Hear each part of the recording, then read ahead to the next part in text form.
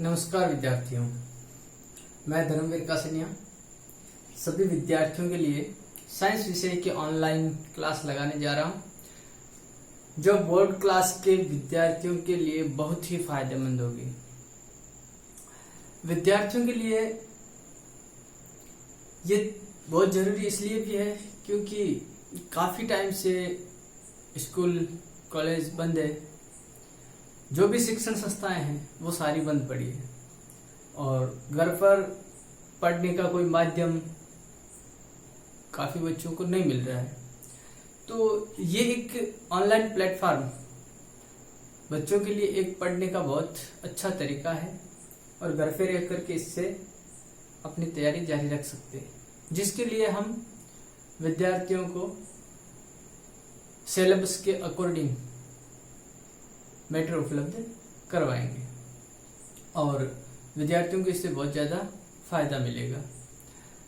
तो आप जानते हैं कि पूरा देश लॉकडाउन से गुजर रहा है और विद्यार्थियों के लिए ये समय भी बहुत, अभी जो पढ़ने का समय है, स्कूलों में पढ़ नहीं पा रहे तो घर पे पढ़ने का बहुत अच्छा तरीका ये आपको मिल सकता है इससे। तो ये जो लॉकडाउन लगा है वो क्यों लगा है? आप सब जानते हैं कि ये कोरोना महामारी जो चल रही है अभी, वैश्विक महामारी। क्या है ये वैश्विक महामारी? इसके बारे में थोड़ा जान लेते हैं, उसके बाद में हम आज इसी से संबंधित जो ये इसका रोग कारक है वायरस, इस वायरस के बारे में थोड़ी चर्चा करेंगे। पहले जानते हैं ये कोरोना है क्या। देखिए, हम सभी देख रहे हैं कि ये कोरोना क्या है। कोरोना कोरोना हो रहा है चारों ओर।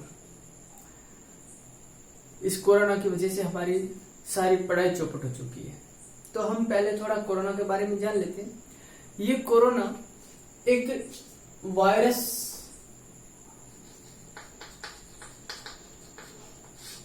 के कारण होने वाली एक बीमारी है जिसे कोविड-19 नाम दिया गया है। ये कोविड-19 क्या है? कोविड-19 एक महामारी है। CO मतलब कोरोना,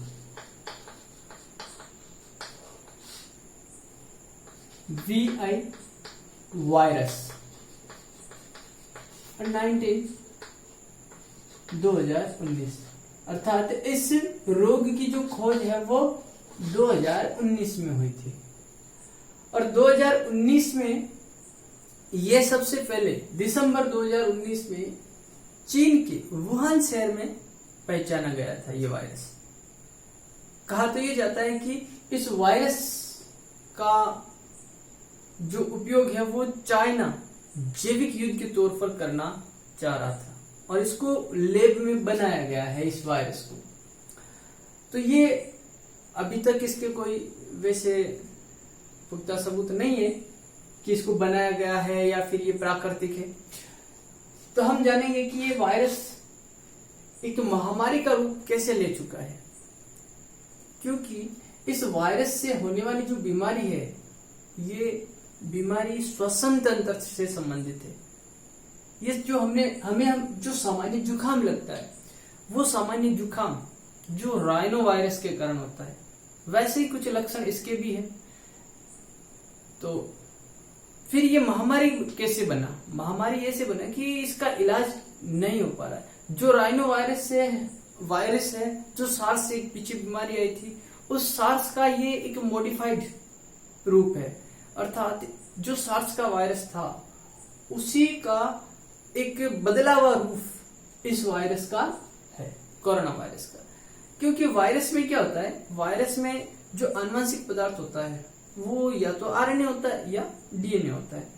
अब जो DNA या RNA है, ये आनुवंशिक पदार्थ इस वायरस में इसकी प्रकृति बदल देता है।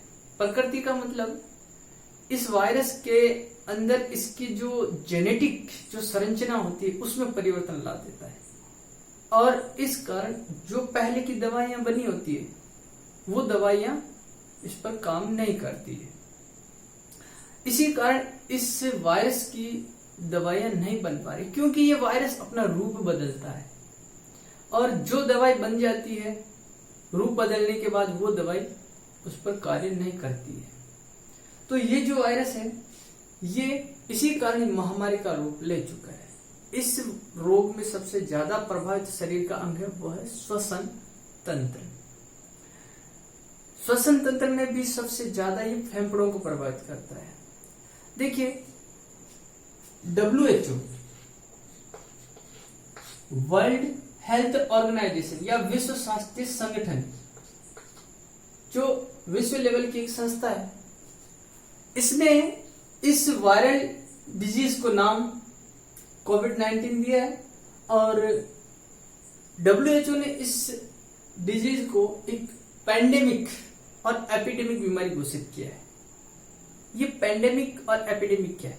देखो, एपिडेमिक मतलब बहुत ही जनहानि उत्पन्न करने वाली बीमारी, और एपिडेमिक के बाद जो पैंडेमिक शब्द है, इस पैंडेमिक का मतलब है विश्व स्तरीय महामारी। ये विश्व स्तरीय महामारी कैसे? अर्थात ये पूरे विश्व के शहरों में फैली है। America, Japan, Britain, France, Bharat. America में तो ये बहुत ज्यादा महामारी ला चुकी है। लगभग 70,000 लोगों की मृत्यु हो चुकी है आज 5 तारीख तक। 5 मई तक 70,000 लोग मर चुके हैं। तो देखिए ये कितनी भयंकर महामारी है। तो WHO ने इसको एपिडेमिक और पेंडेमिक घोषित कर दिया गया है WHO द्वारा। अब देखिए, इस वायरस का जो सर्वप्रथम हॉटस्पॉट था वो तो था चीन का वुहान शहर, और यह श्वसन तंत्र को प्रभावित करता है। इसमें क्या होता है कि एक पैंडेमिक या एपिडेमिक बीमारी होने का कारण है यह संक्रामक बीमारी। संक्रामक क्यों है? संक्रामक इसलिए है क्योंकि ये एक व्यक्ति से दूसरे व्यक्ति में फैलती है। ये फैलने का कारण है संक्रमित व्यक्ति का जो बलगम, थूक या उसके खांसने से निकले हुए जो थूक के कण है, या फिर अपने श्वास के साथ आए हुए छोटी छोटी जो बूंदें होती है अपने बलगम की, उनमें ये वायरस आता है। इस वायरस का आकार बहुत ही छोटा होता है, ये नग्न होता है, जो हवा में भी रह सकता है, लेकिन हवा से इसका संक्रमण होने का अभी कोई पुख्ता प्रमाण नहीं मिला है। ये केवल एक संक्रमित व्यक्ति के संपर्क में आने से ही फैलता है। और ये जो कोरोना वायरस है ये 1 मीटर की दूरी रखने पर, मुंह पर मास्क रखने पर ये नहीं फैलता है। ठीक है, तो एक बात और कि ये जब कोरोना वायरस किसी भी व्यक्ति के शरीर में प्रवेश करता है तो ये 14 दिन लेता है एक्टिव होने में। 14 दिन। कितने दिन लेता है? 14 दिन एक्टिव होने में लेता है। इसलिए जब भी कोई व्यक्ति बाहर से आता है तो उसको 14 दिन क्वारंटाइन में रखा जाता है, होम क्वारंटाइन या होम आइसोलेशन में रखा जाता है, क्योंकि किसी व्यक्ति में ये बीमारी होती है तो पता नहीं चलता। अभी तक पूरे विश्व में जितने भी केस आए हैं उसमें 80% केस एसिम्प्टोमेटिक है, अर्थात उनमें कोई लक्षण ही नहीं मिलता। तो देखा जाता है कि जो व्यक्ति 14 दिन तक क्वारंटीन में रह गया है वो भी उस व्यक्ति के अंदर भी इस वायरस के कुछ लक्षण नजर नहीं आने के बाद भी वो पॉजिटिव आ जाता है। तो ये सबसे ज्यादा खतरा होता है इसका संक्रमण का, कि ये 14 दिन तक अनएक्टिव पड़ा रहता है शरीर में। आगे देखिए, अब ये हम वायरस के बारे में जान लेते हैं। वायरस क्या है? ये तो हम इस कोरोना के बारे में चर्चा कर ली। अब देखते हैं वायरस क्या है। वायरस के बारे में चर्चा कर लेते हैं। वायरस, देखिए वायरस एक लैटिन शब्द है जिसका अर्थ होता है विषैला कण। अर्थ क्या है इसका? विषैला कण या विषैला द्रव। विषैला कण या विषैला द्रव शब्द कैसा है? ये लैटिन शब्द है जिसका अर्थ क्या है? विषैला कण या विषैला द्रव। तो वायरस ये एक सजीव और निर्जीव के बीच की कड़ी है। सजीव और निर्जीव के बीच की कड़ी, सजीव व निर्जीव के बीच की कड़ी। क्यों? क्योंकि यह सजीव के शरीर में रहता है तो सजीव की भांति व्यवहार करता है, और सजीव के शरीर से बाहर रहता है तो निर्जीव की भांति व्यवहार करता है। इसलिए इसको कहते हैं, इसलिए इसको सजीव व निर्जीव के बीच की कड़ी कहा जाता है। अब देखिए, ये जो वायरस है, इस वायरस में जो आनुवंशिक पदार्थ है, आनुवंशिक पदार्थ, वो मैंने बताया था आपको, वो है आरएनए या डीएनए। आरएनए या डीएनए। ये आरएनए या डीएनए क्या है? राइबोन्यूक्लिक अम्ल या राइबोन्यूक्लिक एसिड और डीऑक्सी राइबोन्यूक्लिक एसिड, ये दोनों में से कोई एक इनमें पाया जाता है। सामान्यतः ज्यादातर वायरस में डीएनए होता है, कुछ एक में आरएनए पाया जाता है आनुवंशिक पदार्थ के रूप में। ये जो वायरस है, इसकी खोज किसने की थी? खोज की थी इवान वस्किन। इवान वस्किन नामक वैज्ञानिक ने वायरस की खोज की थी।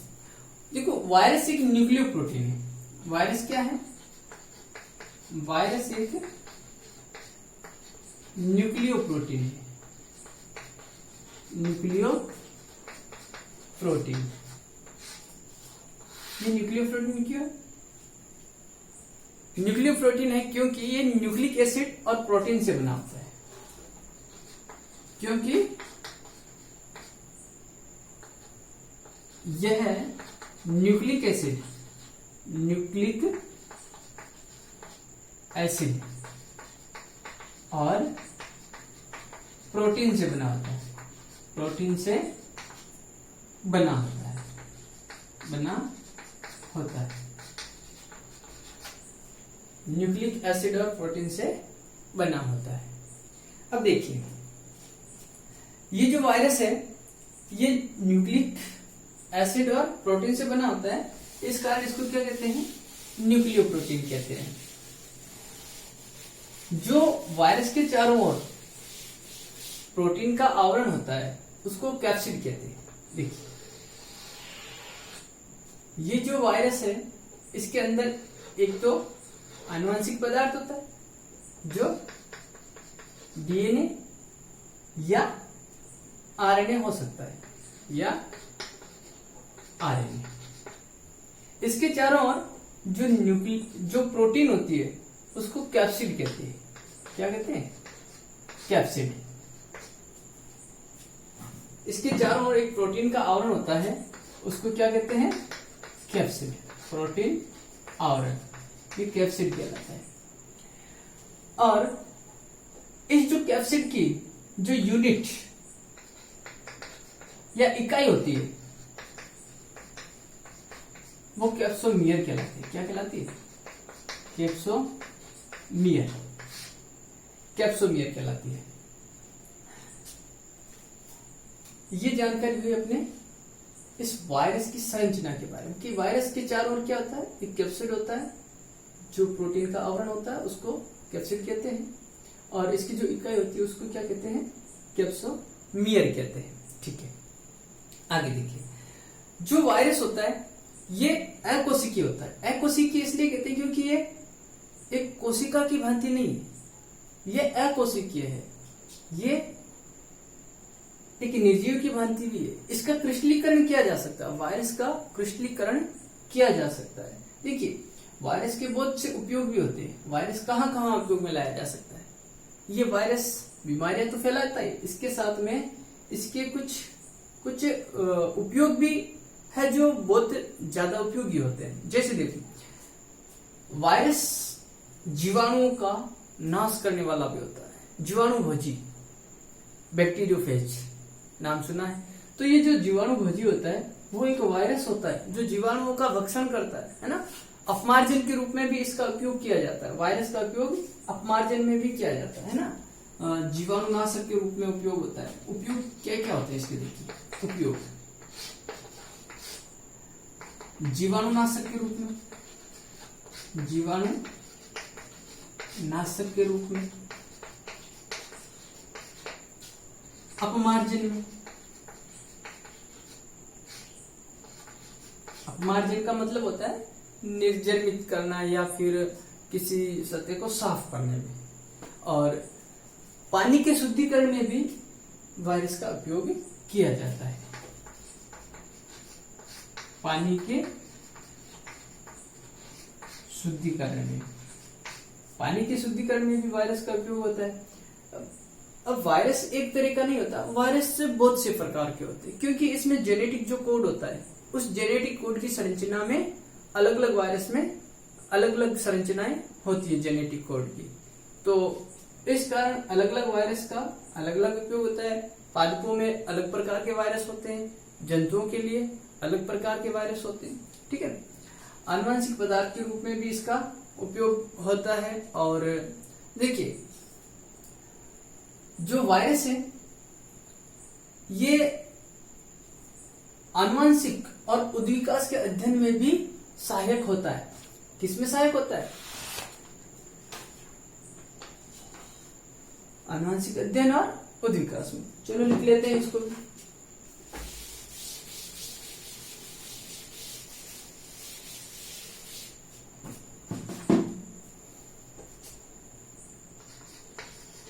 आनुवंशिक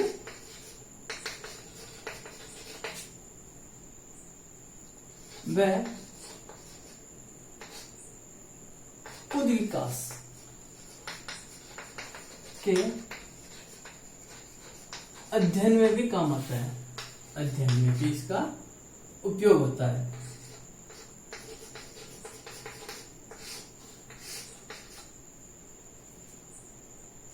देखिए, जो कोशिका सिद्धांत दिया गया था, कोशिका सिद्धांत में बताया गया था कि सबसे पहले जो कोशिका बनी थी वो एक निर्जीव और सजीव के बीच की योजक कड़ी से बनी थी। अर्थात हम वायरस को उद्विकास के तौर पर देख सकते हैं कि सबसे पहले वायरस आया होगा जिसमें कुछ सजीव के लक्षण भी होते हैं और कुछ निर्जीव के लक्षण भी। तो ये जो वायरस है वो कोशिका सिद्धांत का अपवाद कहलाता है, लेकिन उद्विकास में इसका अध्ययन किया जाता है ना।